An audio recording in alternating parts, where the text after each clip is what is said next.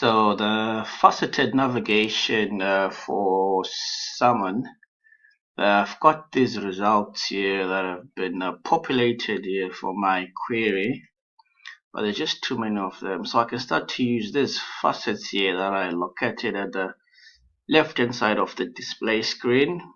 So I want to limit my search to journal articles.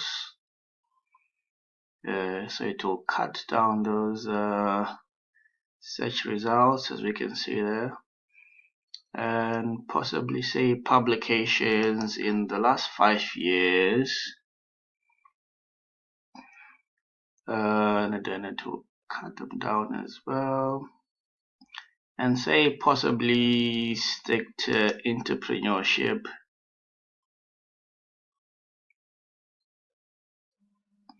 So this search pattern really allows me to focus and narrow my search in a meaningful way.